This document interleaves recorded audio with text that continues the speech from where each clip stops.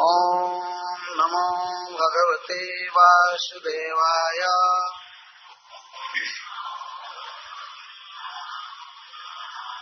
ओम नमो भगवते वासुदेवाय।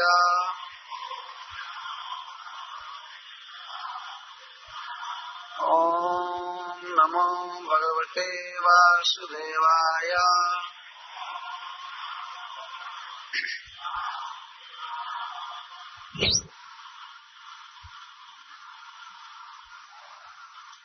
श्रीशुक उवाच एकदा गृहदासीषु यशोदानन्दगेहिनी कर्मान्तर्नियुक्तासु निर्ममन्थ स्वयं दधि।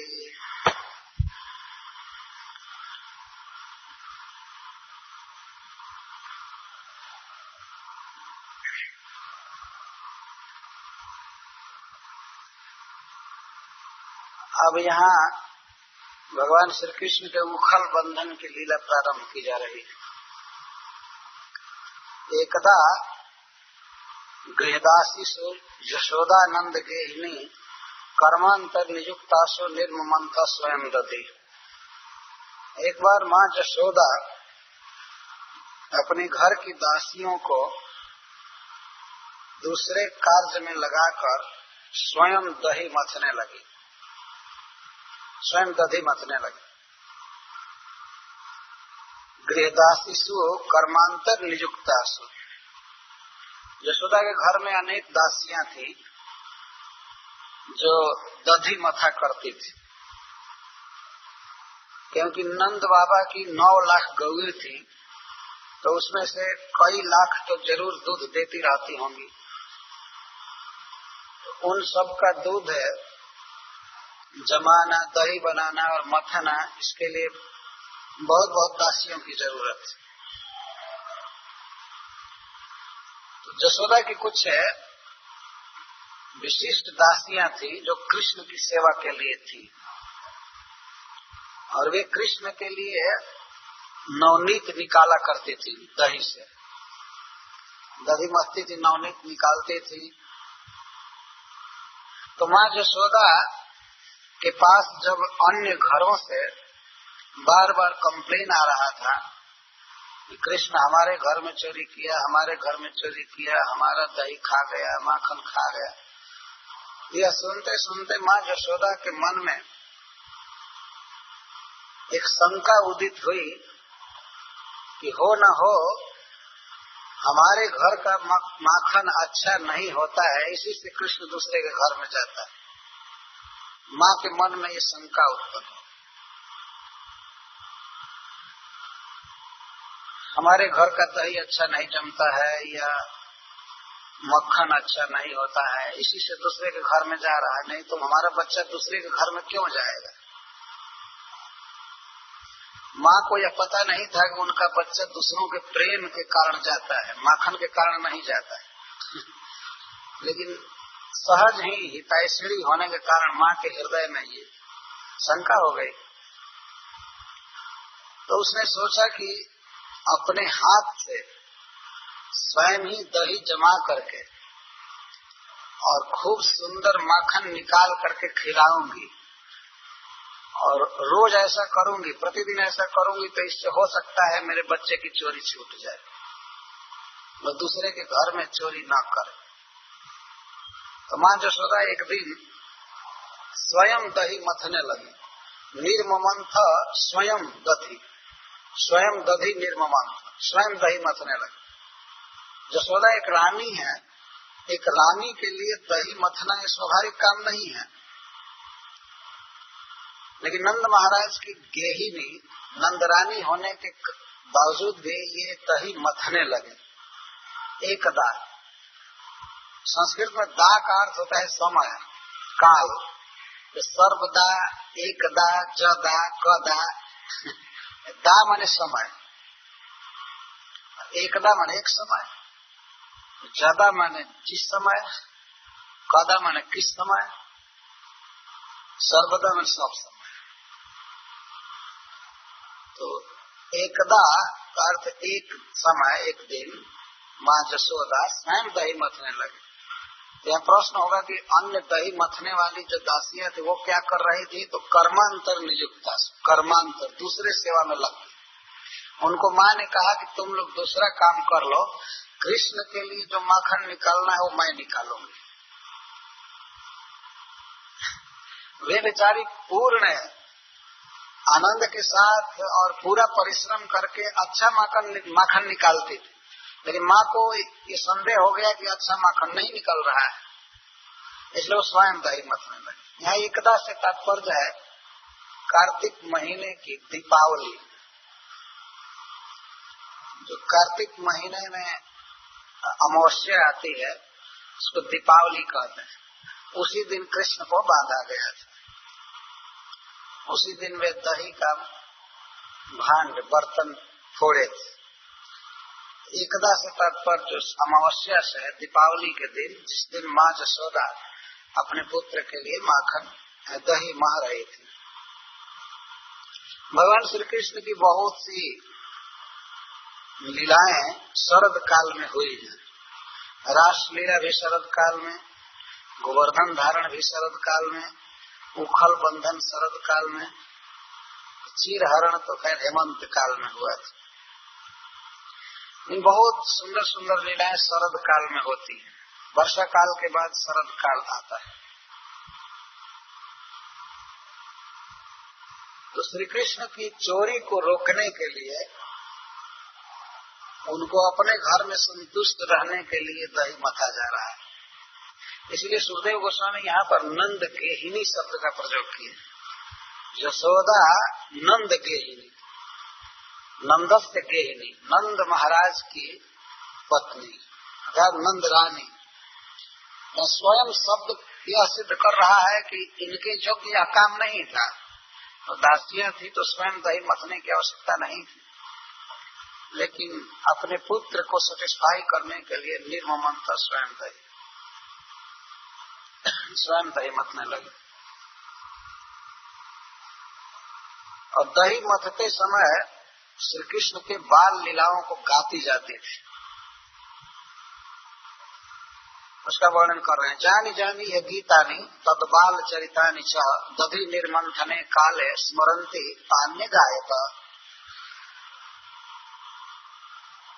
जानी जानी यह गीतानि तद बाल चरितानि च, तद बाल चरितानि कृष्ण से बाल चरितानि, जो भी ब्रज में प्रसिद्ध लीलाएं श्री कृष्ण की हो चुकी थी उनको माँ यशोदा गा रही थी।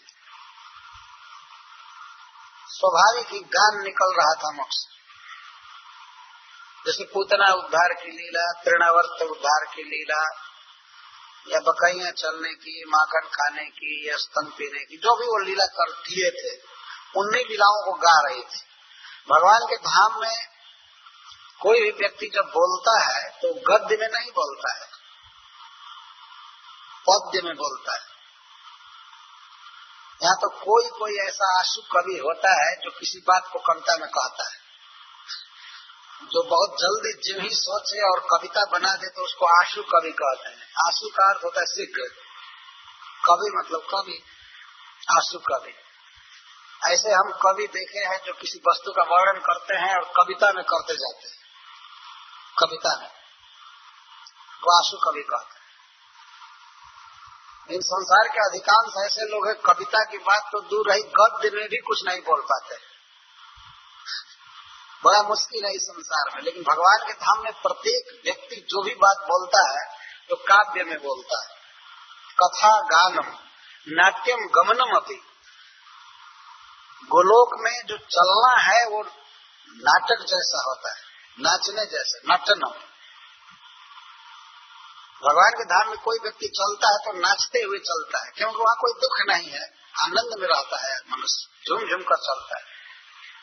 और इस संसार में आदमी चलते समय, खाते समय, पीते समय अपने सिर पर भार उठाए रहता है चिंता का। वो नाच नहीं सकता, गा नहीं सकता।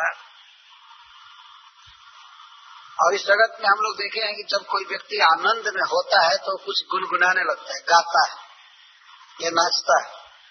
तो वैकुंठ में प्रत्येक व्यक्ति आनंद में रहता है, सुख में रहता है, और जो चीज वो गाना चाहे गा सकता है।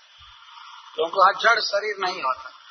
तो माँ यशोदा श्री कृष्ण की बाल लीलाओं को गा रही थी। कब गा रही थी? दधी निर्मंथने काले, दही निर्मंथन के समय गा रही थी।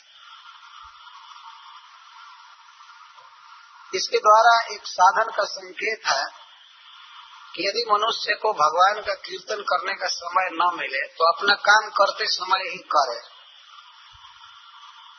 हरे कृष्णा कृष्ण कृष्णा हरे हरे, हरे राम राम राम हरे।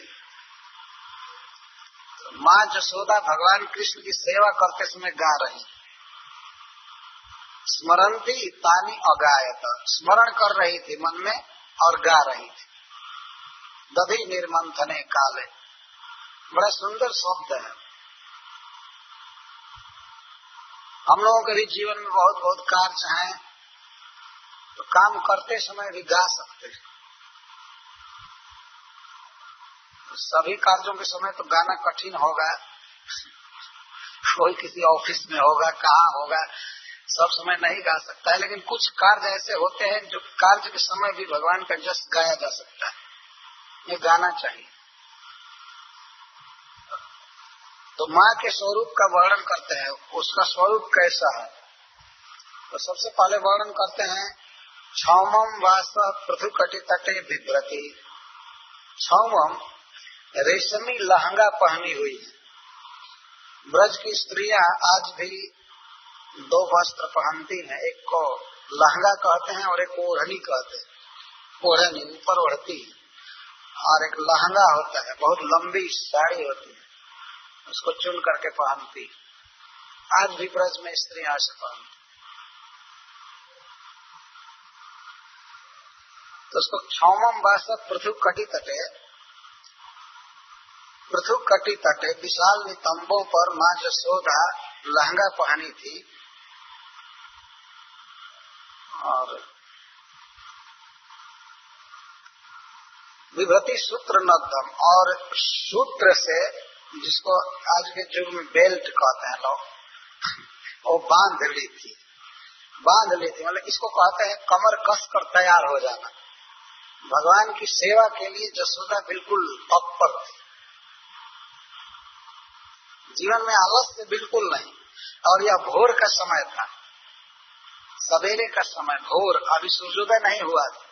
उसी समय यशोदा उठकर कृष्ण के लिए परिश्रम कर रही है, दही मत रही थी। लाला जगेगा तो जगते ही उसको ताजा ताजा माखन खिलाऊं, ये सोच करके भोर में वो मत रही थी।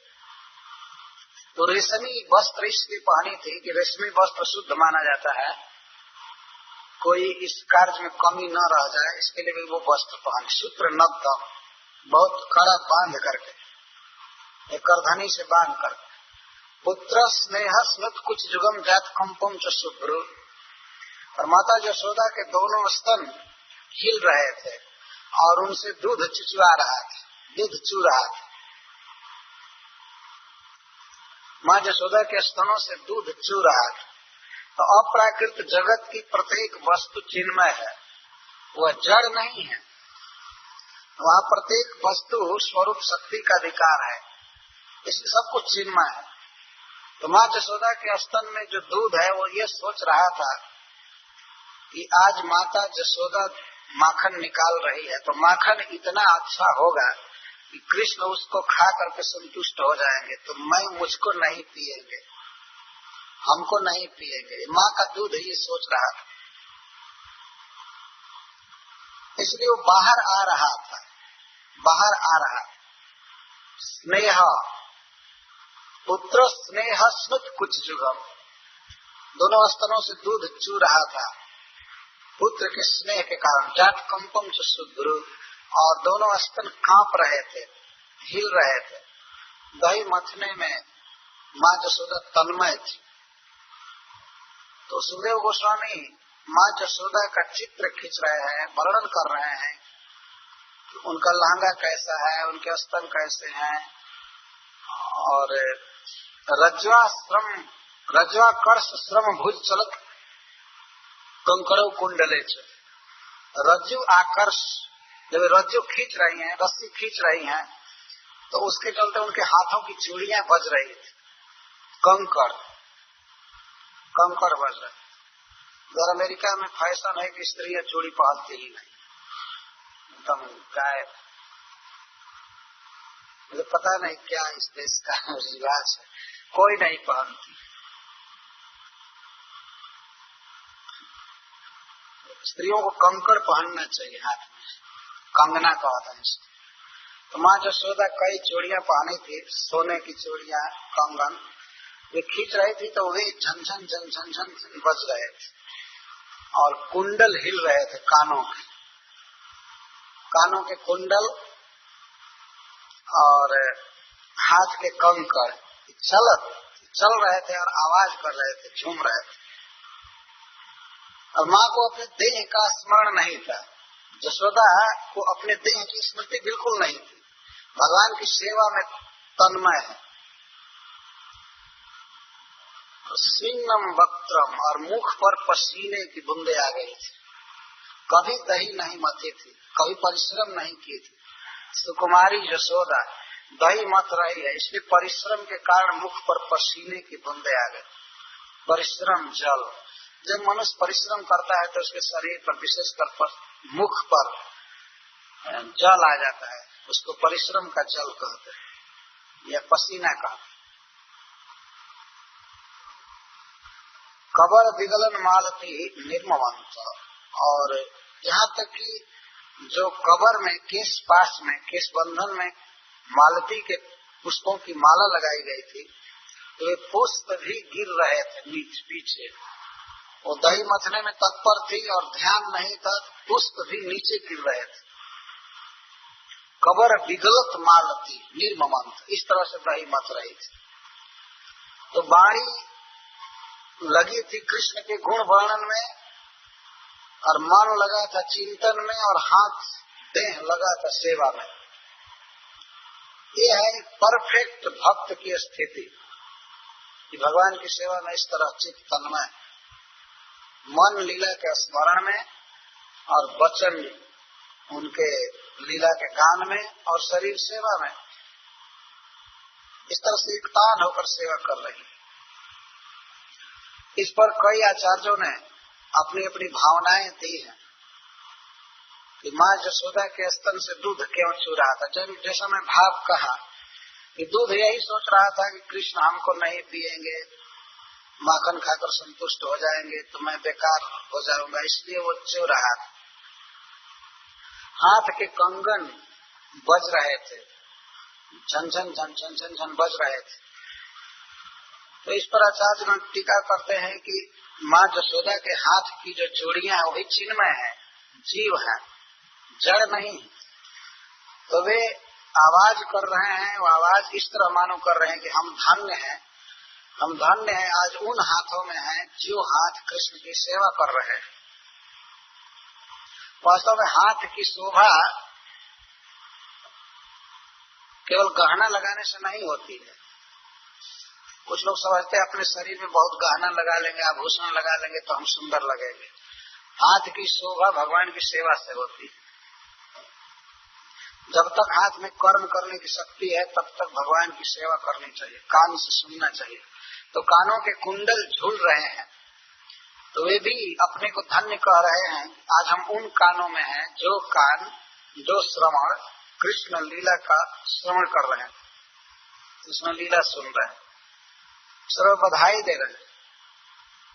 और माता यशोदा के केश पासों की मालती की माला नीचे गिर रही है, फूल नीचे गिर रहे हैं। तो इस पर आचार्य लोग एक भाव लिखे हैं कि वे फूल ये सोच रहे थे कि ऐसी महिमामयी माँ के सिर पर रहने लायक हम नहीं है, इसीलिए वे फूल आकर चरणों में गिर रहे थे, इसके चरण में रहने लायक, यशोदा के सिर पर रहने लायक हम नहीं। ये फूलों के मन में विचार आ रहा। तो इस तरह वो दही मत रही। यही है कृष्ण प्रेमी का जीवन। कृष्ण भक्त का मतलब नहीं होता है कि वो बैठ करके ध्यान किया करे, केवल भगवान की सेवा करनी है। माँ यशोदा की तरह शरीर में परिश्रम आ जाए, पसीना आ जाए, इसको कहते हैं भक्ति। आचार्यों ने भक्ति की परिभाषा की है तो उन्होंने कहा है कि इंद्रियों से इंद्रिय की सेवा करना ही भक्ति है। हम लोगों को जो भी इंद्रियां मिली हैं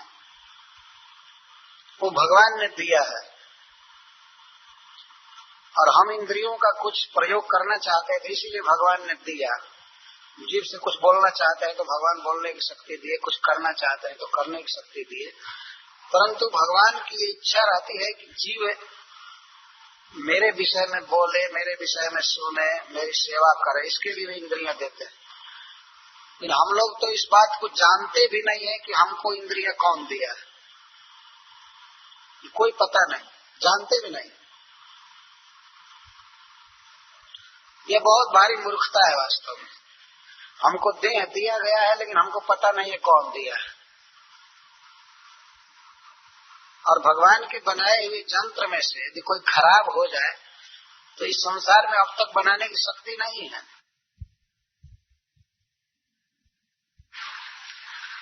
और कोई भी आंख खराब हो जाए तो आंख बनाई नहीं जाती है, पत्थर की आंख लगानी पड़ती है जो देखती नहीं है। देखने में कुछ लोगों को भ्रम हो जाता है कि ये भी आंख है, लेकिन वो आंख काम नहीं करती। मनुष्य बना नहीं सकता कुछ भी।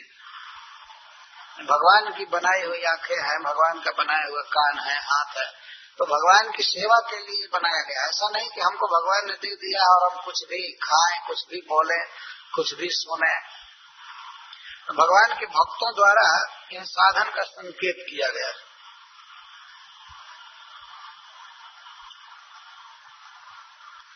तो माँ यशोदा इस तरह कृष्ण की सेवा में तत्पर हैं, लगी हैं।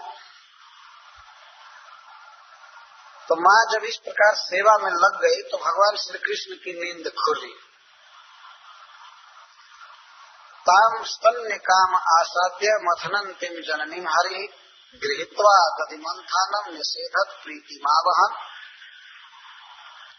ताम स्तन्य काम आसाद्य मथनंतिम जननीम हरि। तो मंथन करने वाली अपनी जननी के पास भगवान श्री कृष्ण आए। पहले वे स्तन में काम हुए। स्तन में का अर्थ होता है स्तन का दूध। श्री कृष्ण को इच्छा हो गई माँ के दूध को पीने की, स्तन का दूध पीने की। वो रोज पीते ही थे, जगे और जगते ही भूख लग गई। बात ये थी कि माँ जब श्री कृष्ण की इस तरह सेवा कर रही थी तो भगवान भी प्रेम के भूखे हैं, वे माँ का स्तन पीने के लिए बेचैन हो गए। तो उठे स्तन में काम हुए। ये बहुत सुंदर शब्द है काम। काम का अर्थ होता है इच्छा। भगवान के हृदय में इच्छा हो गई माँ के स्तन का दूध पीने की। जब भक्त उनकी सेवा करता है तो भगवान भी भक्त की सेवा से ऋणी हो जाते हैं, तो दूध पीने की इच्छा की। स्तन में काम हुए और उठे और धीरे धीरे आ गए माँ के पास। माँ उनके पास नहीं गई, वो दही मथ रही थी तो श्री कृष्ण ऊ करते हुए, आंख मलते हुए, और जिधर से दही मथने की आवाज आ रही थी और माँ यशोदा के गाने की आवाज, तो स्वर वो पहचान रहे थे कि मेरी माँ गा रही है और दही मथ रही है। तो धीरे धीरे धीरे धीरे उस घर में चले गए, पहुंच गए। स्वयं जगे और पलंग पर से उतरे और आंख मलते हुए गए माँ यशोदा के पास। आसाद्य मथनंतिम जननीम हरि गृहीत्वा दधिमंथानम न्यसेत। माँ दही मथ रही थी तो श्री कृष्ण गए और जा करके दोनों हाथ से दही मंथन का दंड पकड़ लिया। जो मटके में दंड है, मथानी देखे होंगे इसमें से कुछ लोग। ये भी बड़ा मुश्किल है इन देशों में कि ये सब चीज देख ही नहीं सकते, समझेंगे क्या? वो देखे ही नहीं है तो समझेंगे ना। सब चीज मशीन से मथ दिया जाता है तो देखेंगे ना। हम लोग कम से कम कृष्ण लीला समझने के योग्य है, क्योंकि हम सब लोग देखे हैं गांव में इन सब बात।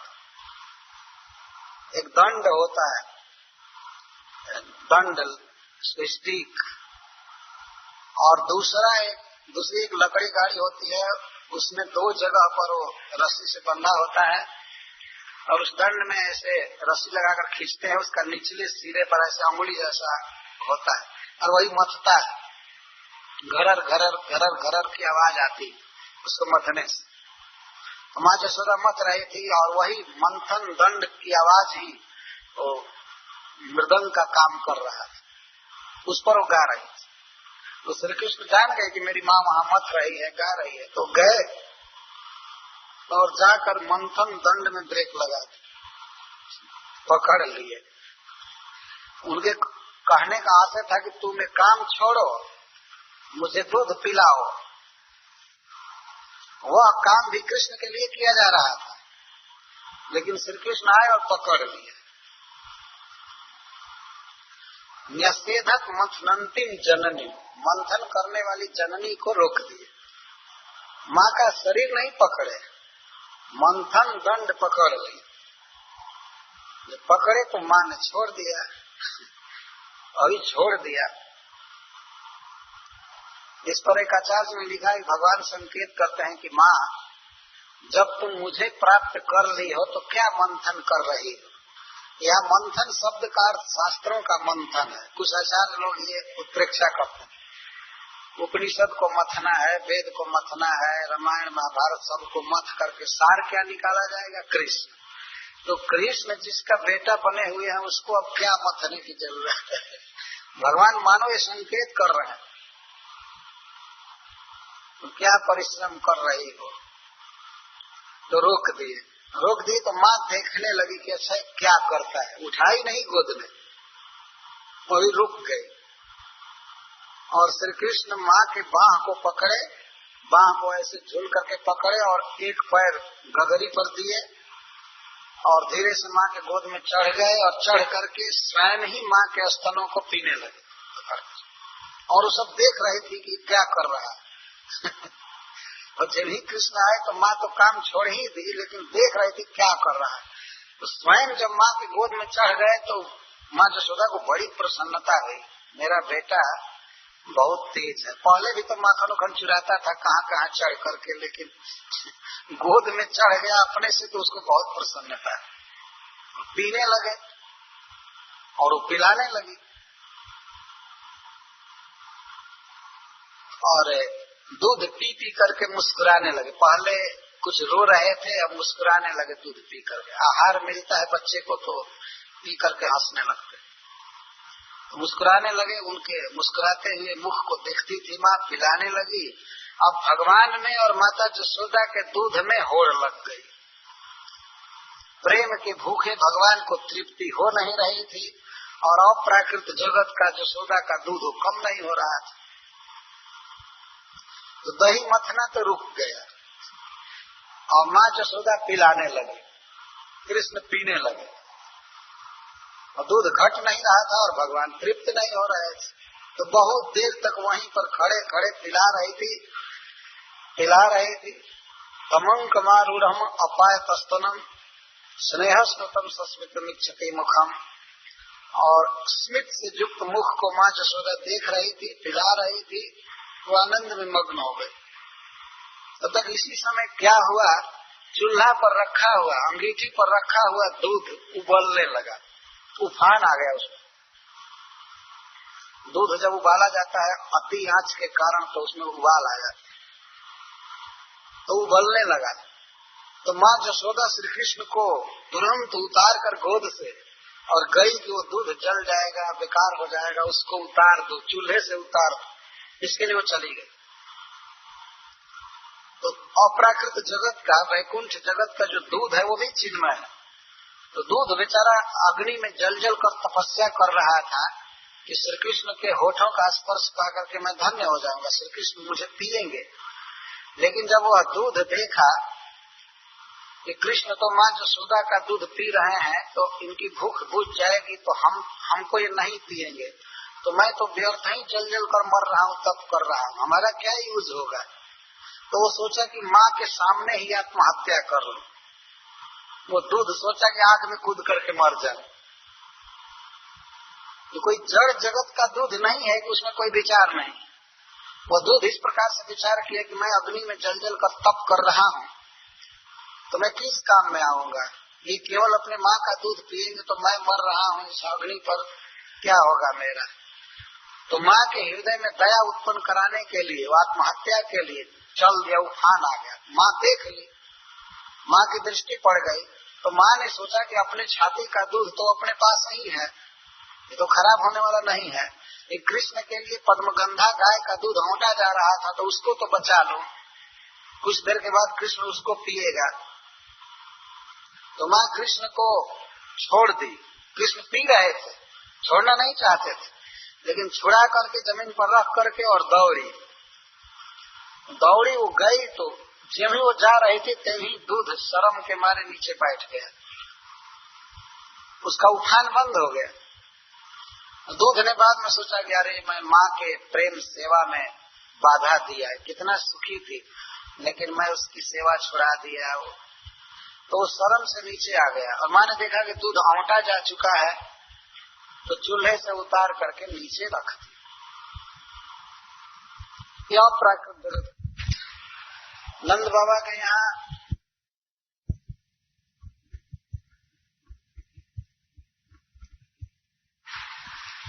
यह प्राकृत जगत का दूध। नंद बाबा के यहाँ 100 गौएं ऐसी रखी गई थी जो सुगंधित घासों को केवल खाती थी, सुगंधित घास, और उनके दूध को 10 गौओं को पिलाया जाता था। वे छाटी हुई गौएं थी, बहुत सुंदर, पद्मगंधा गाय कहा जाता था। तो पद्मगंधा गाय का दूध औंटा जा रहा था तो श्री कृष्ण के पीने के लिए। जब दूसरे के घर का वो दूध भी पी जाते थे, दही खा जाते थे, मक्खन खा जाते थे, तो दूध भी स्पेशल औंटा जा रहा था। जब अपने घर में ऐसा अच्छा दूध दिया जाए कि दूसरे के घर में चोरी न करे, तो माँ यशोदा उस दूध को उतारी और इधर कृष्ण को क्रोध आ गया। क्रोध आ गया कि ये क्यों मुझे बिना तृप्त किए और चल दी। मेरा कोई ध्यान नहीं रहा, मैं अपना धाम छोड़कर इसके गोद में आया हूँ, ये मेरी माँ है और मेरे तृप्ति का ध्यान नहीं रखती है। बताओ, थोड़े से दूध की रक्षा के लिए हमारा तिरस्कार करके चल दी। तो श्री कृष्ण में क्रोध आ गया। संजात रोष, संजात कोप, स्फुरिता धर्म, संदस दधिमंत भाजन भीतवा, क्रोध उत्पन्न हो गया। पहले आप देखिए, कृष्ण के लिए कहा गया काम उत्पन्न हो गया, स्तन्य काम। भगवान प्रेम के भूखे हैं, उनमें कोई कामना नहीं है, लेकिन भक्तों के प्रेम को भोगने के लिए उनमें दिव्य काम उत्पन्न होता है। माँ के स्तनों के दूध की कामना है, और कामना जब विफल हुई, पूर्ण दूध पीने को नहीं मिला, तो क्रोध हो गया। यह दिव्य क्रोध है, हम लोगों जैसा क्रोध नहीं है। तो संजात कोप स्फुरिता रुणाधरम संदस्य दधिमंत भाजनम भीतवा, इतना क्रोध उत्पन्न हुआ कि छोटा छोटा होठ अधर कांपने लगा। क्रोध से होठ कांपने लगा, और इसके बाद अपने छोटे छोटे दांतों से अपने होठों को दबाए। क्रोध में आदमी अपने दांतों से अपना अधर दबाता है, तो अधर दबा लिया, स्फुरित अधर, होठ कांप रहे थे क्रोध के मारे। वाह रे वाह, मेरा ध्यान नहीं रखती है, मेरी तृप्ति अतृप्ति का विचार किए बिना हमको भूमि पर रख कर चल दी दूध बचाने के लिए, तो मैं इस घर को बर्बाद कर दूंगा, इस घर में कुछ भी नहीं रहने दूंगा। बच्चे भी कभी कभी इस तरह क्रोध करते हैं। तो दांतों से ओठों को दबाए, लाल लाल ओठ थे, स्फुरित अरुण अधरम, अरुण अधर को दबी दांतों से दबाए, और वहीं पर धीरे से देखने लगे कि कोई पत्थर है कि नहीं। तो मसाला पीसने वाला एक पत्थर था। माँ उधर गई है, बहुत जल्दी में वो उठाए और बारीकी से नीचे मार दिए। उसमें कि आवाज न आने पावे, माँ न सुने। बड़ी कुशलता पूर्वक आर्ट के साथ मारे और वो फूट गया। जो दही मथा जा रहा था वो फोड़ दिए। जो दही इनके लिए मथा जा रहा, कृष्ण के लिए मथा जा रहा, ये फोड़ दिए भित्तवा। और झूठ मूठ के मिथ्या आंसू आंख में भर करके और गए और बासी माखन खाने लगे दूसरे जगह। इनके कहने का आशय था कि तुम मेरे मुझ पर ध्यान नहीं दे रही हो, मुझे नहीं पिला रही हो दूध, तो मैं घर के सामान को बर्बाद कर दूंगा और बासी भोजन करूंगा, बीमार पड़ूंगा, तब तुम मथुरा अस्पताल में हॉस्पिटल में ले जाओगी, तुम्हारा धन लगेगा, तब तुमको पता लगेगा।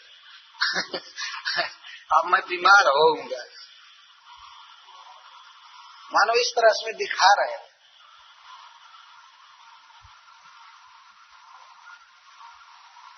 दूसरे घर में जाकर के हयंगमम मतलब माखन खाने लगे।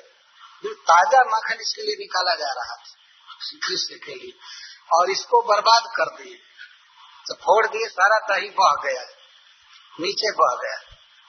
और वो गए दूसरे घर में, गए तो भगवान श्री कृष्ण उस दही पर ही चल करके गए, तो उनके पैरों के छोटे छोटे छाप पड़ गए, चरण चिन्ह पड़ गए दही से जुड़। उनको ये बुद्धि नहीं थी कि हम दही जहाँ नहीं है वहां से भागे, तो दही पर से ही भागे। और चरण चिन्ह बता रहे थे कि ये महाशय किस घर में गए। और वहां जा करके उखल को उल्टा करके उस पर चढ़ करके और माखन खा रहे थे। झूठ मूठ खा रहे थे, खा नहीं रहे थे, वास्तव दिखा रहे थे कि मुझको बहुत भूख है, मैं मर गया भूख के कारण, और मुझे दूध नहीं पिला रही, ये अपना दूध बचाने दौड़ रही है, तो बचाओ, दूध बचाओ, मैं इधर ये सब समाप्त कर रहा है। और घर में जो जमा है माखन उसे भी नहीं रहने दूंगा।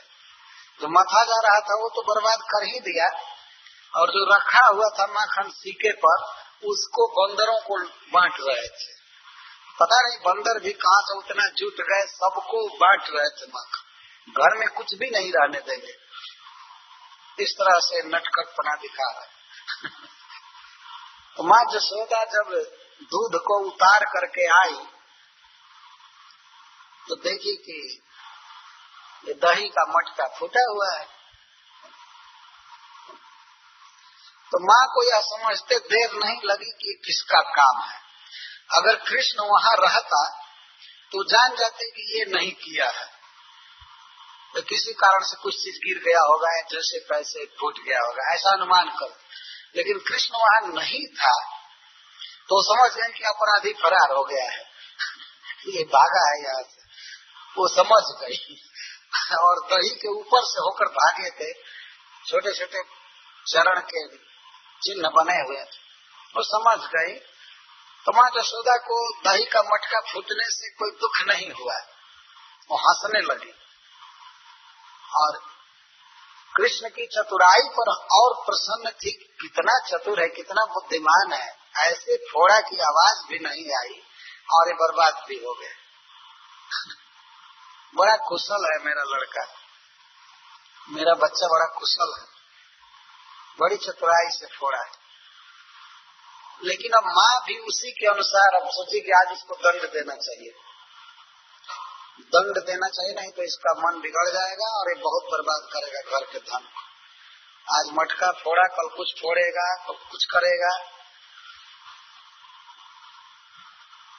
तो इसके बाद वे चली, चरण चिन्ह के सहारे चली और एक जगह से छिप करके देखने लगी कृष्ण।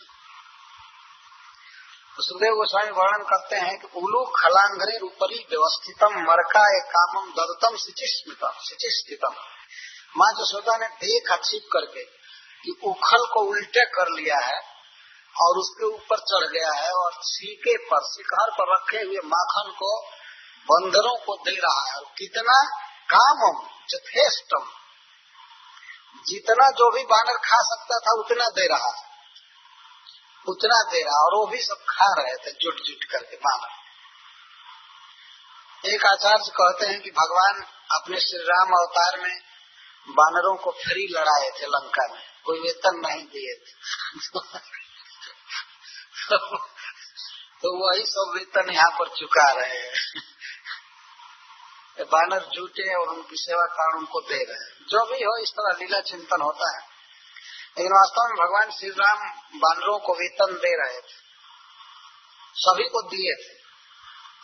सबतर फरे राम हित लागे, ऋतु और कुरुतु काल गति त्यागी।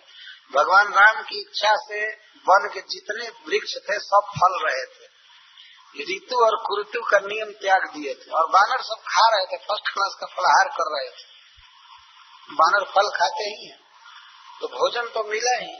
और लंका में जब रावण मारा गया तो विभीषण जी ने सारा खजाना बानरों को दे दिया। ये वर्णन है। ऊपर आकाश से जा करके वस्त्र और आभूषण की वर्षा किए, और जितना आभूषण जो भी बानर ले सकता था लिया। 2-3 महीने केवल वो लोग थे सेना में, लेकिन कई वर्षों का वेतन जो होना चाहिए भगवान ने दे दिया। भगवान ऐसे नहीं कि किसी से काम करा करके और कुछ न दे। भगवान ने पूरा पूरा रत्न खजाने सब कुछ दे दिया, ले जाओ अपने घर। अयोध्या कुछ भी नहीं ले गए। लंका से अयोध्या के लिए पैसा भी नहीं ले गए, केवल विमान ले गए और बाद में लौटा दिए। कुबेर जी के पास भेज दिया गया विमान। वो रावण चुरा करके लाया था, जबरदस्ती हर करके लाया। तो भगवान अपने भक्तों को देते हैं, खूब देते हैं।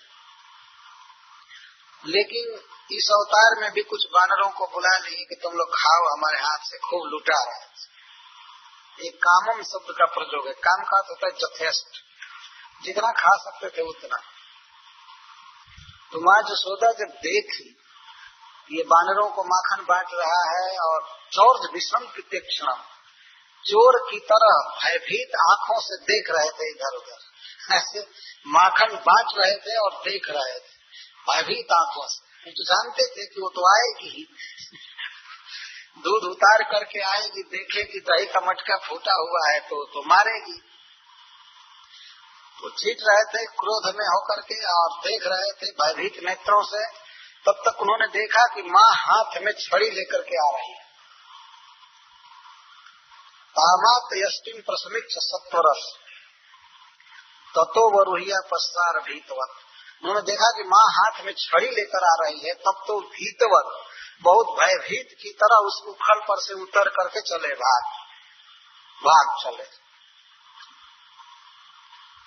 वो सोचते थे कि माँ का शरीर भारी है, मुझे पकड़ नहीं पाएगी और मैं भाग जाऊंगा, मैं बच जाऊंगा। कई अपराध किए थे। पहला अपराध तो दही का मटका फोड़ना ही अपराध है। दूसरा अपराध बानरों को माखन बांटना है। आदमी अपने घर में माखन दही दूध रखता है तो सोचता है बिल्ली न खाने पाए, बानर न खाने पाए, रक्षा कर। और अपने घर का ऐसा बदमाश लड़का निकला कि वो सारा धन बांट रहा है बानरों को, तो ये भी एक अपराध है। तो कृष्ण मान रहे थे कि मैं अपराधी हूँ, मैं गलती कर रहा हूँ, और आज माँ मारेगी, और उस पर भी हाथ में छड़ी लेकर आ गई। तो प्रकट विश्वास हो गया कि अब तो बिना पीटे छोड़ेगी नहीं। तो भागे। जब वे भागे तो माँ यशोदा चुपचाप नहीं रह गई, वो भी चली पकड़ने के लिए। कहाँ भागोगे? ऐसी प्रथम लीला हुई थी, कृष्ण भागे और माँ पकड़ने के लिए दौड़ी। तो सुखदेव गोस्वामी कहते हैं कि योगियों का मन तपस्या से तेज होकर के भी जिनको नहीं पकड़ पाता है, मतलब योगियों का शुद्ध चित्त भी भगवान का स्मरण तक नहीं कर पाता है, उन्हीं भगवान को डायरेक्ट पकड़ने के लिए यशोदा दौड़ने लगी। और कृष्ण तो पहले अपने घर में भागे, इस घर में उस घर में, इस घर में उस घर में भाग रहे थे। इसके बाद अपने घर से निकलकर गली में चल दिए, सड़क पर भागे तो माँ यशोदा उधर भी दौड़ रही और हाथ में छड़ी लिए दिए। कहाँ जाएगा, कहाँ जाएगा? तो सब लोग तमाशा देख रहे थे, क्या हो गया, क्या कर दिया, क्यों पकड़ रही है? लेकिन माँ यशोदा मान नहीं रही थी। बच्चा तो बहुत फुर्तीला था, वो भाग रहा था, माँ का शरीर भारी था, पसीने से लथपथ हो गई पकड़ने में, दौड़ने में। तो गांव में इधर उधर दूसरे के घर में भी भाग रहे थे, माँ पीछे से चल रही थी। अंत में जाते जाते पकड़ लिया, और जब पकड़ लिया तो एक हाथ से पकड़ा और दूसरा हाथ कृष्ण का अपने नेत्रों को पोंछ रहा था। दाहिने हाथ को पकड़ा माँ ने, अरे बानर बंधु, अरे मंथनी स्फोटक। वो कहने लगी बानर ही तुम्हारे संबंधी है, बानरों को इतना धन बांट रहा है, अरे बानर बंधु, अरे नटखट, आज मैं तुमको दंड देती हूँ, तुम्हारी सारी आदत निकाल दूंगी। इतना दिन से सुन रहे थे कि तुम दूसरे के घर में चोरी कर रहे थे और आज अपने घर का सामान बर्बाद करने लगे। माँ ऐसे डांट रही थी, आज मैं तुमको बांधूंगी, मारूंगी। छड़ी उठाकर ऐसे कह रहे, बोल क्यों मटका फोड़ा, क्यों फोड़ा। और श्री कृष्ण रोने लगे, बिल्कुल फपक फपक कर रोने लगे और अपने बाएं हाथ से आंखें मलने लगे। तो आंखों से आंसू निकल रहे थे और आंसुओं से काजल भीग रहा था, तो भीगा हुआ काजल उनके गाल पर इधर उधर सब फैल गया। तो इससे श्री कृष्ण की शोभा और बढ़ गई। सुंदर शरीर पर काजल फैल रहा था, बार बार रो रहे थे और कह रहे थे, अब ऐसी गलती नहीं करूंगा, अब ऐसा अपराध नहीं करूंगा, माँ छोड़ दे, अब ऐसा अपराध नहीं करूंगा। रो रहे थे, खूब रो रहे थे। माँ ने देखा कि बहुत ज्यादा डर गया है तो छड़ी रख दी। जब छड़ी रख दी तब कृष्ण नॉर्मल कंडीशन में आए।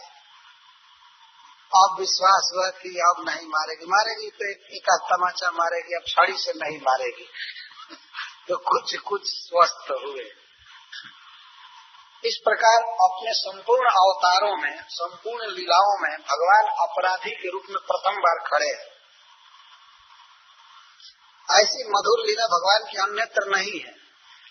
अपराधी बनकर भगवान माँ के पास खड़े हैं और माँ के हाथ में है कि उनको मारे या छोड़े या बांध दे। ये है वात्सल्य भाव ब्रज का। कृतागसंतम प्ररुदंत मक्षणी कसंत मज्जन मछली सोपारिना उद्भिक्षमाणम भय विवलेक्षणम हस्ते गृहीत्वा विषयत्वाग्रह। हाथ पकड़कर माँ बार बार भर्त्सना कर रही थी, डांट डपट रही थी और प्ररुदंत में बार बार रो रहे थे। आंखों का काजल उनके मुख पर फैल रहा था।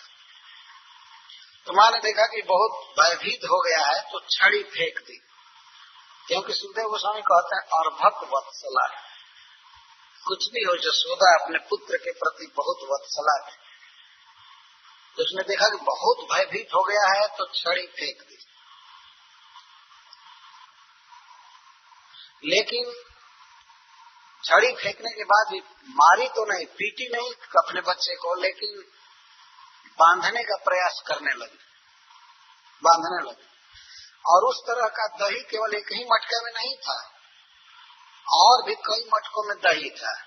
तो माँ यशोदा ने सोचा कि इस समय ये भयभीत हो गया है, अगर ऐसे छोड़ दूंगी तो ये कहीं भाग जाएगा जमुना के तट पर इधर उधर बिना खाए पिए, तो इसको बांध करके रख लूं। इसके बाद जो दही मथना है दूसरे मटके का उसको मथ लूं, इसके लिए माखन निकाल लूं, इसके बाद मना लूंगी। इसके लिए वो बांधना चाहती थी।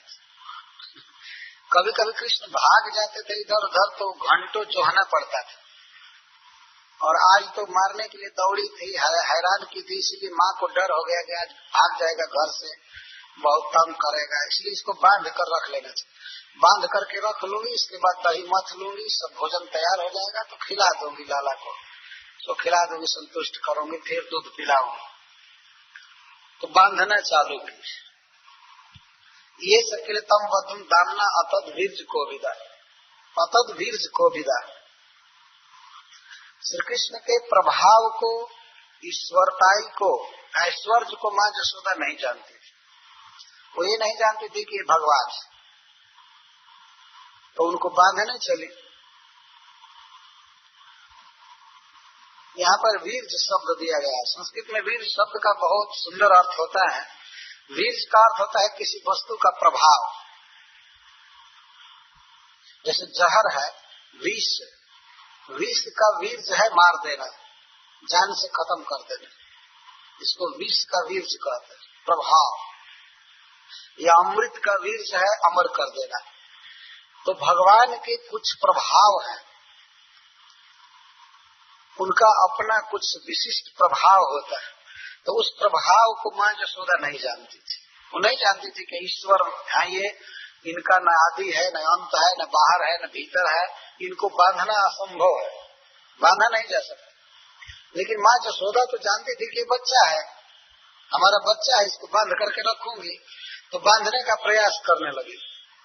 तो सुखदेव गोस्वामी यहाँ एक सिद्धांत बोल रहे हैं, न चांतर न बहिर्जस्य न पूर्वम न पिछा परम पूर्वा परम बहिश्चांतर जगतो यो जगच्च यः तम मत्वात्मजम अव्यक्तम मर्तलिंगम अधोक्षजम गोपिको लुखले दामना बबंध प्राकृतम जथा। भगवान में अंतः नहीं है, भीतर नहीं, न बहि न बाहर, ये भगवान का वर्णन है। हम लोग इस संसार में कोई भी वस्तु अपने अनुभव में देख रहे हैं, सुन रहे हैं, समझ रहे हैं, तो उसका अंतः, उसका भीतर है या बाहरी जरूर है। जैसे हमारा शरीर है तो हमारे शरीर के बाहर भी बहुत कुछ है ना, बाहर भी ज्यादा है। हमारे बाहर हवा है, ये हाल है, तो पूरा न्यूयॉर्क नगर है, पूरा जगत हमारे बाहर है, और भीतर भी कुछ है, भीतर भी कुछ है। लेकिन भगवान के भीतर कुछ नहीं है, उनमें भीतर इस शब्द प्रयोग ही नहीं कर सकते और बाहर भी प्रयोग नहीं कर सकते। तो कहाँ से कहाँ बंधन लगाएंगे? बंधन कहीं से चालू किया जाता है, जैसे माइक का दंड है, आदमी यहाँ से बंधन चालू करे तो यहाँ आकर के बांध देगा। लेकिन जिसका कोई और छोर नहीं हो, जिसका अंतर नहीं है, जिसका बाहर भीतर कुछ नहीं है, जो सब तरह से पूर्ण है, कैसे बंधन करेंगे? कहाँ से बंधन लगाएंगे? यह जगत जो हम देख रहे हैं, देखने में लगता है कि कृष्ण के बाहर है, लेकिन सारा जगत कृष्ण के भीतर है और भीतर उनके कुछ नहीं है।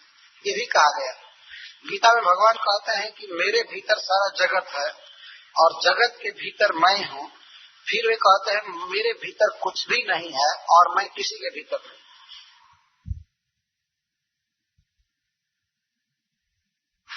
कहाँ से बंधन लगाएंगे? भगवान जब संधि दूत बनकर गए हस्तिनापुर में, तो दुर्योधन उनको बांधना चाहता था।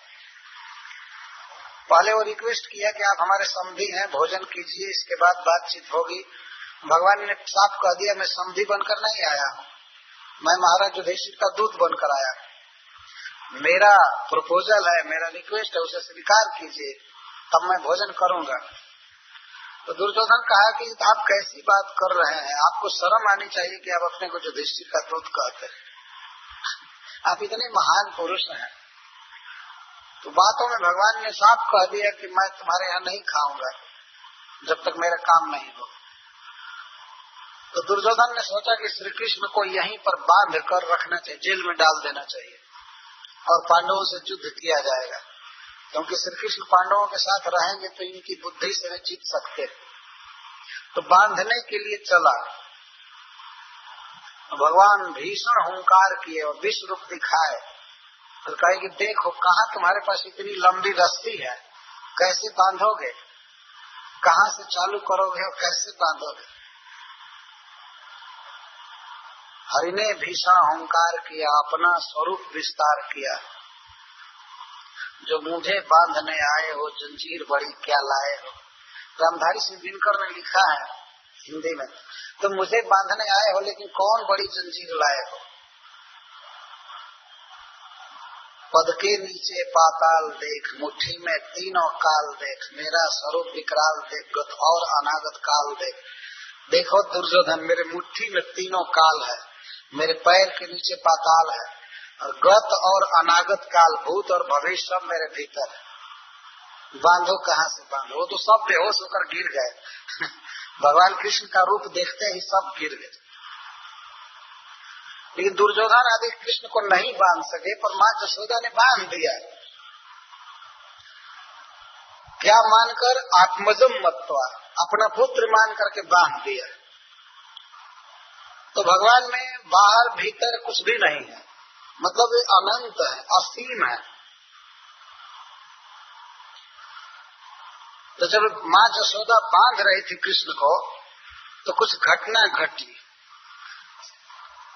घटना इस प्रकार की घटी कि जो भी रस्सी वो बांधी पहले, तो जब ही लाला के कमर में बांधी तो आते आते 2 अंगुल कम हो जाती थी रस्सी, और कितनी भी लंबी रस्सी जोड़ती थी तो 2 अंगुल कम हो जाती थी। तो जसोदा को आश्चर्य होता था क्या हो गया है, लेकिन फिर भी वो बांधने से नहीं मानी। भगवान की सारी शक्तियां एक मत होकर इसका विरोध कर रही थी कि हम भगवान को नहीं बंधने देंगे। उनकी विभुता शक्ति, सर्वव्यापकता शक्तियां सब उदित हो रही थी। 2 अंगुल रस्सी कम पड़ रही थी। सबसे पहले माँ यशोदा अपने केस के जोड़ा से एक रस्सी निकाली लंबी और उससे बांधना चाहती थी। तो वो घट गई तो घर के एवं स्वगेह दामानी अपने घर की रस्सियों को मंगाने लगी, और जो ही गांठ लगा करके बांधने चलती थी कमर तो 2 अंगुल कम हो जाता था, हमेशा 2 अंगुल कम। आचार्यों ने इस पर बहुत सा भाव लिखा है कि 2 अंगुल रस्सी कम क्यों पड़ रही थी। कई लोगों ने भिन्न भिन्न आशय दिया है। एक आचार्य कहते हैं कि आगे चल करके नल, कुबर और मणिगिरी इन दोनों का उद्धार करना था, तो इसको सूचित करने के लिए 2 अंगुल रस्सी कम पड़ रही थी। एक आचार्य कहते हैं कि भगवान माँ यशोदा का परिश्रम अभी कम हुआ था, इसीलिए भगवान की दया में कमी हो रही थी। तो भक्त के परिश्रम में कमी थी और भगवान की दया में कमी थी, इसलिए नहीं बंध रहे थे। जब परिश्रम पूरा हो जाएगा तो दया भी पूरी हो जाएगी, तब बंध जाएंगे। भगवान प्रतीक्षा करते हैं कि हमको बांधने वाला पूरा पूरा परिश्रम करे। शुरू में ही निराकार कह करके छोड़ देगा तो भगवान उसके लिए निराकार ही रहेंगे, वे क्यों साकार बनेंगे। शुरू में ही कुछ लोगों की आइडिया है कि भगवान निराकार है, ये फालतू आइडिया है। वास्तव ये अज्ञान है। लोगों को यह ज्ञान है कि भगवान क्या नहीं है, लेकिन यह ज्ञान नहीं है कि भगवान क्या है। प्रभुपाद जी कहा करते हैं कि in this age people know what is not god. भगवान क्या नहीं है इसको लोग जानते हैं, लेकिन भगवान क्या है इसको नहीं जानते। जितना नकारात्मक वर्णन करना होता है करते रहते हैं। भगवान ये नहीं है, वो नहीं है, ये नहीं है, वो नहीं है, लेकिन भगवान क्या है इसका वर्णन नहीं करते, और इसी को फिलॉसफी मान लिया जाता है। जैसे कोई पूछे कि अमेरिका का राष्ट्रपति कौन है, तो कोई आदमी प्रवचन करने लगे, वो सिंह नहीं है, वो भेड़ा नहीं है, वो गाय नहीं है, वो ये नहीं है, वो ये नहीं है, ये कौन सा वर्णन है? तो क्या है ये तो वर्णन करो, ये तो वर्णन करना चाहिए। तो आज तक ईश्वर का वर्णन यही लोग करते हैं कि ईश्वर क्या नहीं है, उसका कोई नाम नहीं है, उसका कोई रूप नहीं है, उसका कोई घर नहीं है, बस ये तो कोई ज्ञान है नहीं, निगेशन केवल करते हैं। तो भगवान के लिए जो परिश्रम किया जाता है उनको भक्तवत्सल मान करके तो भगवान प्राप्त होते हैं। भगवान अपनी लीला द्वारा ये सब दिखा रहे हैं। तो माँ यशोदा के परिश्रम में अभी कमी हो रही थी, इसलिए एक रस्सी घट रही थी, और भगवान की दया उधर उत्पन्न नहीं हो रही थी, और 2 अंगुल कम हो रहे थे। भगवान ने बताया कि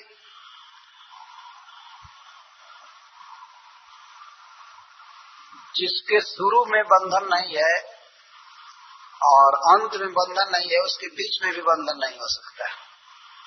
और माँ यशोदा बीच में बांध रही थी, कमर में बांध रही थी। भगवान कई बातों को ये सिद्ध कर रहे थे। जो भी हो, जब रस्सी उठाती थी तो रस्सी कम पड़ जाती थी, तो अपने घर के सभी रस्सियों को जोड़ दी, फिर भी रस्सी कम पड़ रही थी। अंत में दूसरे के घर से रस्सी मांगने लगे, तो गोपियां जुट गई, वहां पर एकत्रित हो गई और कहने लगी कि क्या हो गया है रानी जी, आपके पुत्र के भाग्य में बंधन नहीं लिखा गया है तो छोड़ दीजिए, क्यों हट कर रही। तो भगवान की सर्वव्यापकता शक्ति कह रही थी मैं बंधने नहीं दूंगी, ईश्वर किसी के बंधन में नहीं आ सकता। लेकिन माँ यशोदा पसीने से लथपथ हो गई, पसीना पर पसीना छूट रहा था और वो जिद में आ गई कि बांध करके रहूंगी। ऐसा होता है मनुष्य के मन में भाव, कोई काम करने चलता है और दूसरे लोग कहते हैं छोड़ दीजिए अब नहीं होगा, तो आदमी वो हठ में आ जाता है, हठ कर लेता है। माँ यशोदा ने कहा बांध करके ही रहूंगी, चाहे आज शाम हो जाए या पूरी गोकुल की रस्सी जुटानी पड़े, फिर भी बांध करके ही रहूंगी। और जो भी लंबी से लंबी रस्सी बांधती थी वो घट जाती थी। जो गोपियां हंस रही थी और माँ यशोदा भी हंस रही थी, पता नहीं क्या हो गया लेकिन बांध करके रहूंगी। अंत में भगवान ने जब देखा स्वमातु श्रीन गात्राया, मेरी माँ का शरीर पसीना से तरबतर हो गया है और उसके केस के माथ के फूल गिर गए हैं, तो दृष्टवा परिश्रमम कृष्ण कृपया शित्व बंधन, माँ का परिश्रम देख करके बंध गए। भक्त में और भगवान में होड़ लगी थी, हठ हो रहा है। भगवान कह रहे थे नहीं बंद होगा और भक्त हठ किया है बांध करके ही रहो।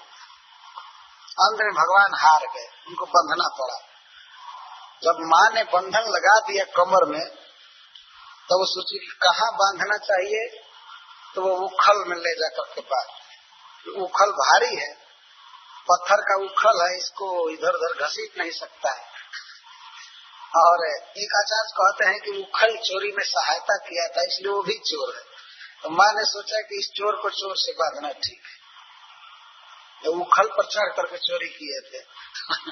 तो उखल को भी बांधा गया। उलूखल या उखल कहते हैं संस्कृत में। तो उखल से माँ यशोदा बांध दी। एक प्रश्न होता है क्या भगवान पराजित हो गए? तो सुखदेव गोस्वामी कहते हैं हाँ, भगवान भक्त से हमेशा हारे हुए। जब उनकी विभुता शक्ति सर्वज्ञता शक्ति लड़ रही थी तो भगवान की कृपा शक्ति हृदय में उदित हुई और वे बंध गए। कृपया आशित तो बंधन, भगवान कृपा से बंध गए। एवं संदर्शिता यंग हरिणा भृत्य वश्यता, इस प्रकार भगवान ने यह दिखाया कि मैं भक्त के बस में हूँ, अपने भृत्य के बस में हूँ। इस लीला के द्वारा उन्होंने दिखाया, जैसे पूतना के उद्धार में भगवान ने अपना गुण दिखाया था, वैसे ही उखल में बंध कर भगवान ने यह दिखाया संसार को कि मैं अपने प्रेमियों के बस में रहता हूँ, मुझे कोई भी बांध सकता है। भगवान अपना यह गुण इस जगत में इसीलिए दिखाते हैं कि लोग उनसे प्रेम करें। भगवान को बांधा जा सकता है, लेकिन यशोदा के समान प्रेम किया जाए तो अपने अपराकृत धाम से इस जगत में आकर भगवान हम लोगों को ये सिखाते हैं कि देखो मैं अपने भक्त के बस में हूँ। एवं समदर्शिता ही अंग, हे प्रिय परीक्षित, इस प्रकार भगवान ने सम्यक रूप से दिखाया क्या भृत्य वश्यता, भृत्य के वश में हूँ मैं, भगवान भक्त के वश में। स्व बसे ना पे कृष्ण न जसेदम से स्वरम बसे, यह संपूर्ण विश्व कृष्ण के वश में है, कृष्ण के अधीन है, लेकिन कृष्ण भक्त के अधीन है। यह भगवान ने दिखाया, ये भगवान का स्वभाव है। अब किसी से पूछा जाए आप बताओ निराकार का क्या स्वभाव है, वो किसी के बस में होता है क्या? तो किसी के बस में हो नहीं सकता, उसका पता ही नहीं चलेगा कहाँ बांधा जाएगा कहाँ खोला जाएगा। किसी के बस में होना या बस में रखना, शुरू से ही कंसेप्शन बिगड़ा हुआ है भगवान के विषय में लोगों का। इसलिए भागवत सुनना चाहिए। भगवान अपने प्रेम करने वालों के बस में रहते हैं। भगवान के बस में सारा जगत है। जसेदम से स्वरम बसे, यह जगत है भगवान कृष्ण के अधीन है। और स ईश्वर का अर्थ है कि इस जगत के बहुत से मालिक हैं। जैसे स्वर्ग के स्वामी हैं इंद्र, या भगवान शिव हैं, ब्रह्मा जी हैं, इनको जगत का नियामक कहते हैं। संसार में अनेक जीव हैं और उन जीवों के कुछ नायक हैं जिनको लोकपाल कहते हैं। तो वे सब कृष्ण के दास हैं, वे सभी श्री कृष्ण के दास हैं, परंतु श्री कृष्ण अपने भक्तों के दास, अपने भक्तों के बस में रहते हैं। सारा जगत जिनके बस में रहता है वैसे वे भगवान भक्त के बस में रहते हैं। कई लीलाओं में वे व्यक्त करते हैं। भगवान इस तरह यहाँ लीला न करें तो लोगों को पता ही नहीं चलेगा कि भगवान का स्वभाव क्या है, भगवान कैसे व्यवहार करते हैं भक्तों के साथ या असुरों के साथ, क्या व्यवहार करते हैं, भगवान कितने दयालु हैं, क्या है। जब तक वे लीला नहीं करेंगे तो पता नहीं चलेगा। इस जगत में भगवान आकर अपना स्वभाव प्रकट करते हैं, अपनी लीला प्रकट करते हैं, जिससे जीव उनके तरफ आकृष्ट हो, उनसे प्रेम करे। तो उनकी लीलाओं को श्रीमद् भागवत में कुछ लिखा गया है। हमारा ये सबसे बड़ा धर्म है कि हम भगवान के विषय में सुने, जिससे हमारा मन कृष्ण में अट्रैक्ट हो। ये भगवान आकर के लीला इसीलिए करते हैं। तो भगवान के बस में सब लोग हैं, कृष्ण के बस में सब लोग हैं। द्वारका में लीला है, एक बार भगवान कृष्ण का दर्शन करने के लिए ब्रह्मा जी आए। तो ब्रह्मा जी आए तो ब्रह्मा जी को द्वारपालों ने रोका। ब्रह्मा जी से पूछा द्वारपालों ने, आप कौन है? तो ब्रह्मा है। जाओ भगवान से आज्ञा मांगो, मैं दर्शन करना चाहता हूँ, कृष्ण से आज्ञा मांगो। तो द्वारपाल जाकर के कहे भगवान से कि ब्रह्मा जी आए हैं आपका दर्शन करने के लिए। तो भगवान ने पूछा द्वारपालों से, जाकर पूछो कि कौन ब्रह्मा है कौन ब्रह्मा आया तो द्वारपालों ने आकर पूछा ब्रह्मा जी से कि भगवान पूछ रहे हैं कि आप कौन ब्रह्मा है, अपना परिचय दीजिए। तो ब्रह्मा जी कुछ कुपित हो गए, कौन ब्रह्मा? ब्रह्मा भी 10-20 है क्या? जाकर कह दो कि सनत कुमार के बाप आए हैं, चतुर्मुख ब्रह्मा आए। जाओ कह दो भगवान से। क्या हो गया भगवान को आज, क्यों पूछ रहे हैं कि कौन ब्रह्मा आया ब्रह्मा जी को आश्चर्य हुआ। तो द्वारपाल लोग जाकर कहे कि उस सनत कुमार के पिताजी आए हैं, 4 मुख वाले ब्रह्मा। तो ब्रह्मा जी गए, भगवान को प्रणाम किए कृष्ण। तो भगवान ने पूछा किस तरह से सृष्टि चल रही है, सब ठीक है ना? सब कुछ पूछा और एक तरफ खड़ा हो गए ब्रह्मा जी। तब तक 8 मुख वाले ब्रह्मा आए, तो 16 मुख वाले आए, 32 मुख वाले, 64 मुख वाले, करोड़ अरब मुख वाले ब्रह्मा सब। उसी तरह के करोड़ों रुद्र आए, इंद्र आए, चंद्र आए, सूर्य आए।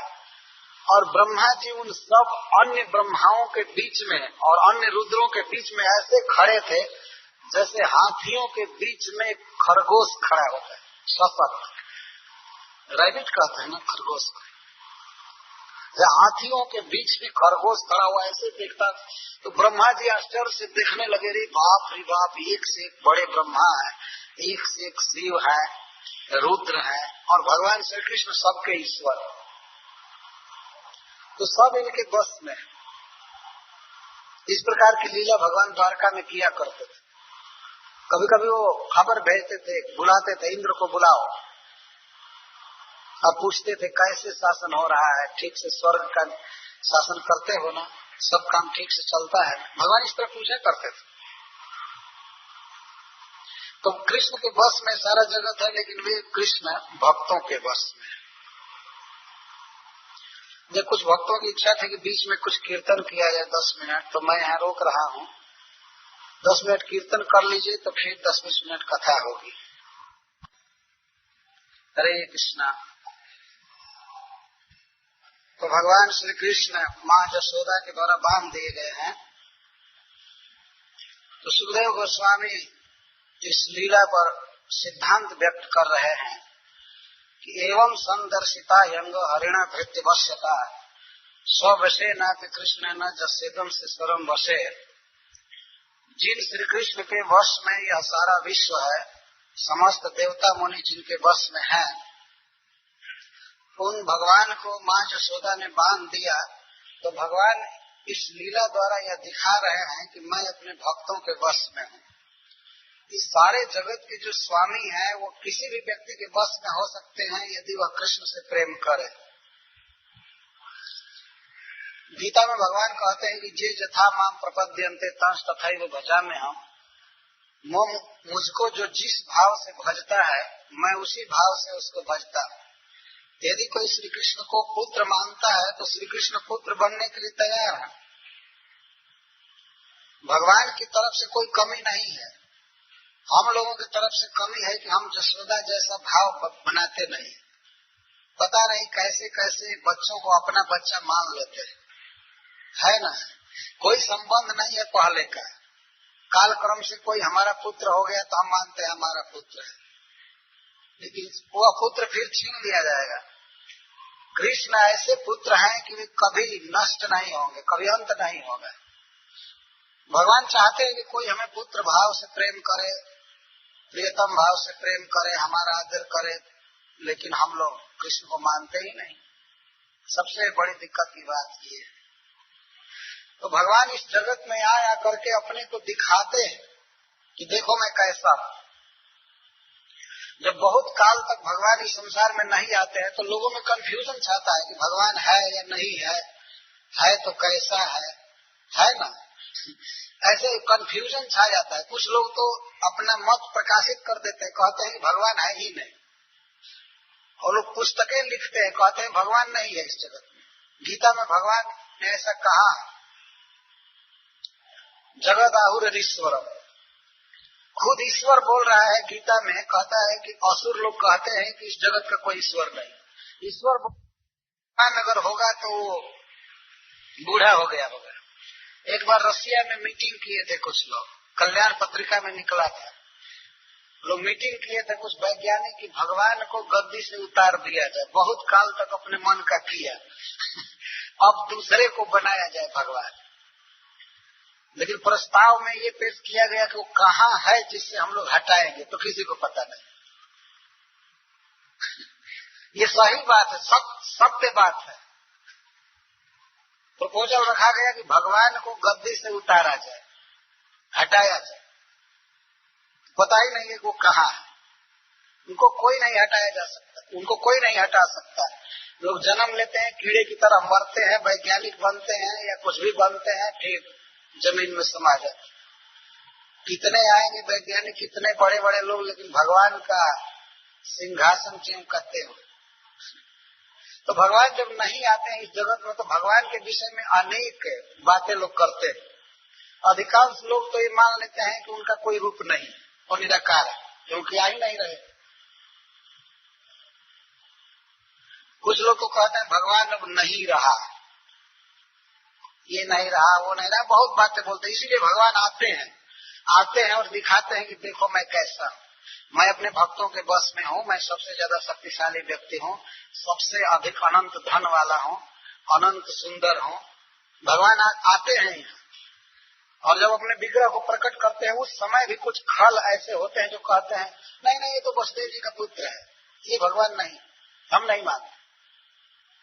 तो भगवान जब नहीं आते हैं तो उनको निराकार कहते हैं, और जब भगवान आते हैं तो कहते हैं ये आदमी है। ये भगवान के सामने भी बड़ा फेर है कि वो क्या करे, कैसे प्रचार करे। प्रभुपाद जी कभी कभी कहा करते थे कि कोई चोर चोरी करने जाता है तो भगवान से प्रार्थना करता है कि हे भगवान हमको सफलता दो चोरी में, और उस घर का मालिक भगवान से विनय करके सोता है कि हे भगवान हमारे धन को बचाए रखना।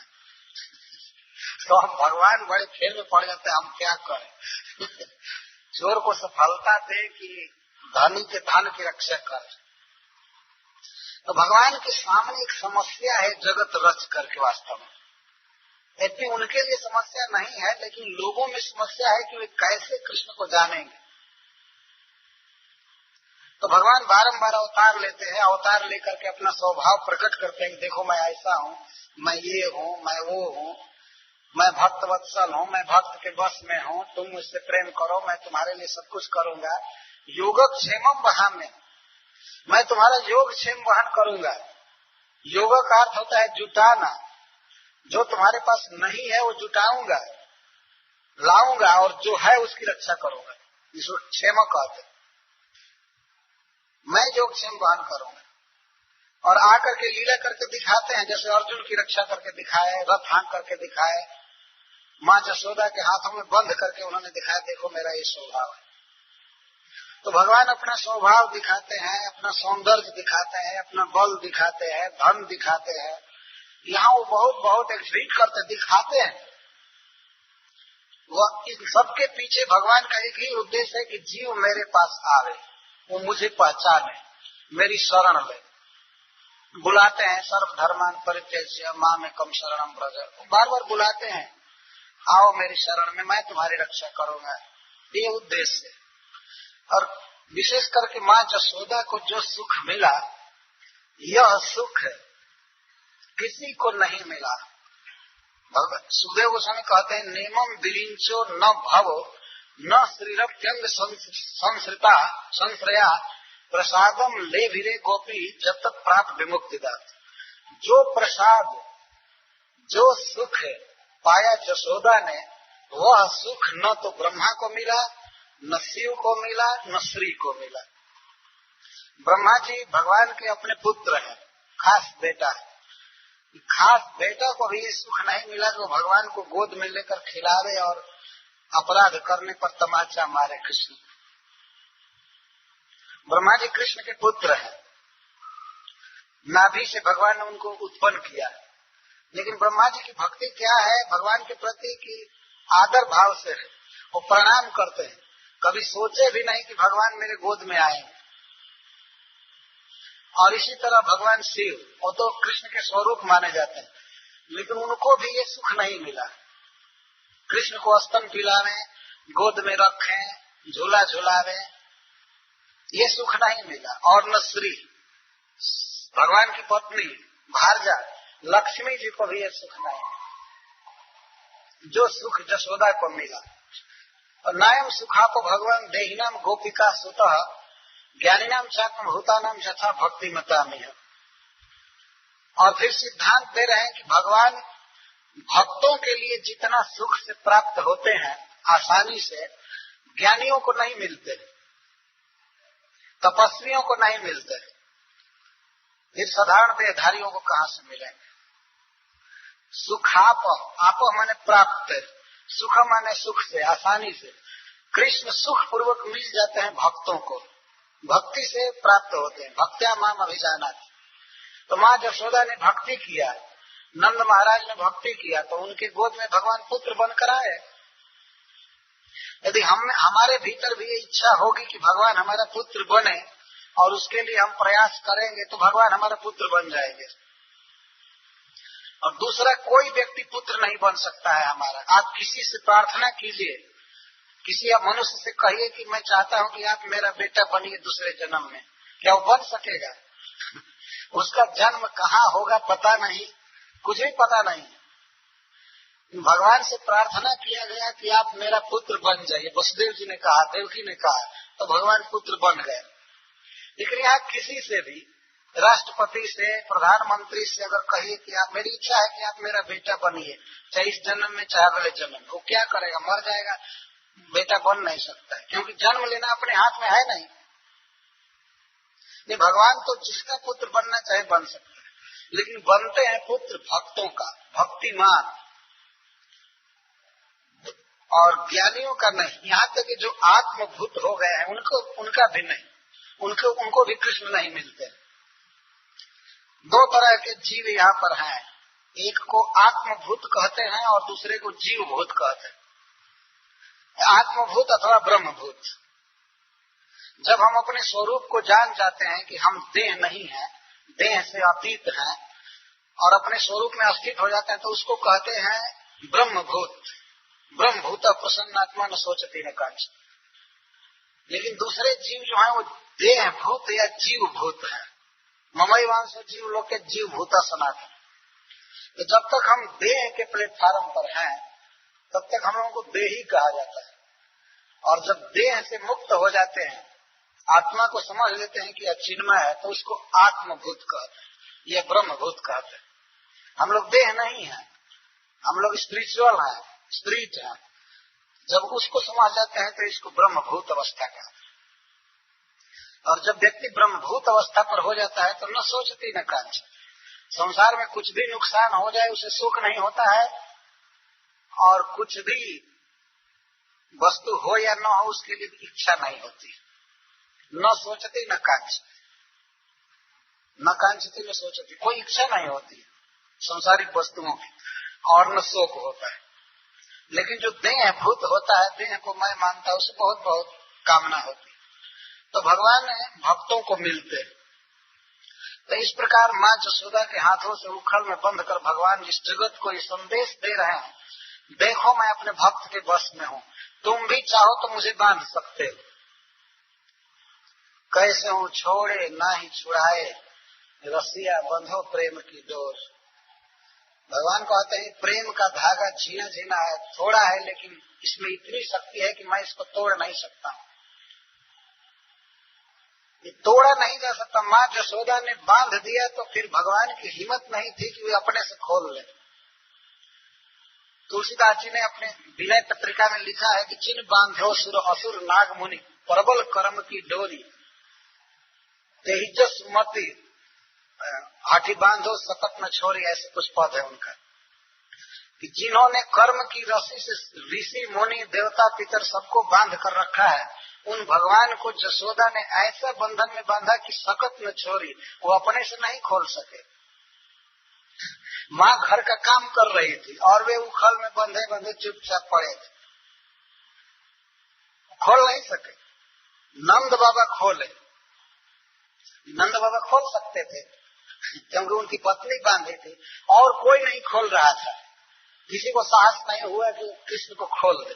नंद बाबा आए, पूछे कौन बांधा है, तो पता लगा कि उनकी भारजा यशोदा खोली है, तो वो जाकर खोल दिए। पिताजी खोल दिए, माँ बांधी थी, भगवान स्वयं नहीं खोल सके। तो एवं समदर्शिता यंग हरिणा भृत्य वश्यता, इस प्रकार भगवान दिखाते हैं अपना स्वभाव, अपनी लीला करके कि मैं भक्तों के वश में। इस तरह भगवान से प्रेम करना चाहिए जैसे यशोदा ने किया। तो जब माँ घर के कामों में व्यग्र हो गई कृष्ण के सेवा के लिए दूसरे कामों में, तो श्री कृष्ण की दृष्टि दो वृक्षों पर पड़ी। यशोदा के आंगन में दो यमराज अर्जुन के वृक्ष थे, यमल जोड़ा। तो श्री कृष्ण ने सोचा कि इन दोनों का उद्धार करना चाहिए। हरीश्वरी जी ने लिखा है कि भगवान बंधे हैं लेकिन दूसरे को मुक्त करना चाहते हैं। ये उदार व्यक्ति का स्वभाव होता है, स्वयं दुख में रहता है फिर भी दूसरे का हित करता है। भगवान विपत्ति में है, बंधन में है, लेकिन दूसरे जीवों को मुक्त करने का सोचने लगे। कोई जरूरी नहीं है कि हमारे पास बहुत धन होगा तब हम धर्म करेंगे।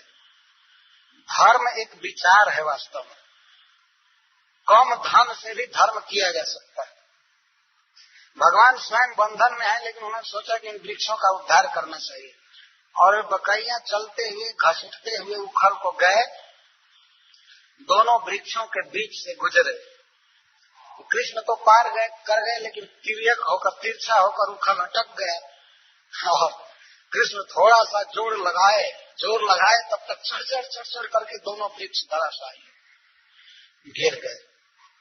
अब सब लोग दौड़े, अपना अपना काम धंधा छोड़कर, ये क्या हुआ है बाप, ये बिना आंधी के तूफान के दोनों वृक्ष कैसे गिर गए। कुछ बच्चों ने देखा था कि कृष्ण खींचा, इसी से गिरा, तो बच्चे कह रहे थे कि कृष्ण के खींचने से गिरा है। तो दूसरे लोग डांट डपट दिए, चुप रहो, इसके खींचने से कैसे गिरेगा। तो वृक्षों के गिरने पर बड़ा अपशकुन जैसा हुआ वहां उन लोगों की दृष्टि में। उसी दिन उन लोग एक मीटिंग किए कि अब इस स्थान को छोड़ देना चाहिए, यहाँ बहुत विपत्ति आ रही है।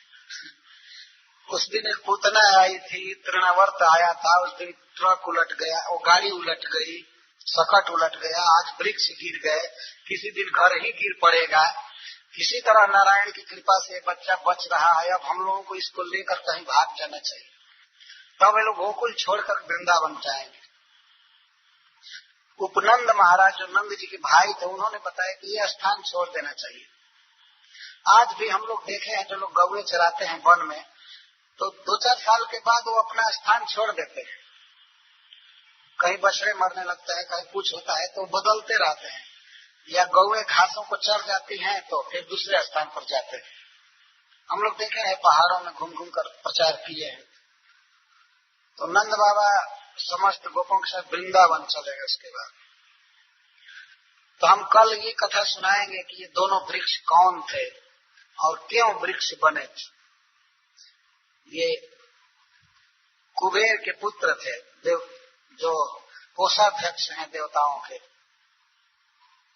उनके पुत्र थे, बहुत धनी के पुत्र थे। साधारण धनी का लड़का तो इतना उदंड हो जाता है, वो लोग तो धनराज के पुत्र थे, धानद के पुत्र थे।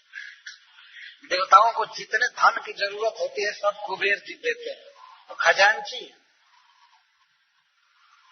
और इस पृथ्वी से करोड़ों गुना ज्यादा धन वहां है। तो उनके दो लड़के इतने बदमाश हो गए कि वे नग्न स्नान करते थे गंगा जी में और स्त्रियों के साथ विहार करते थे। जब आदमी धन के नशा में हो जाता है तो समाज को केयर नहीं करता है कि क्या कोई कहता होगा। नंग धड़ंग घूमते थे।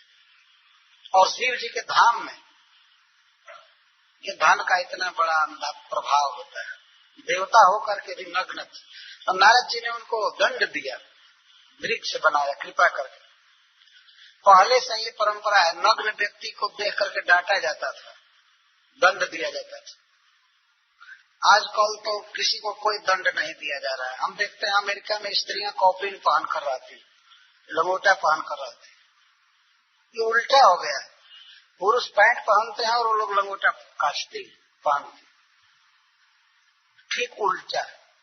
नारद जी नलकुवर और मणिग्रीव को दंड दिए, कृपा किए, ब्रज में जन्म दिए वृक्ष के रूप में। केवल नग्न स्नान करने के कारण दंड दिया गया।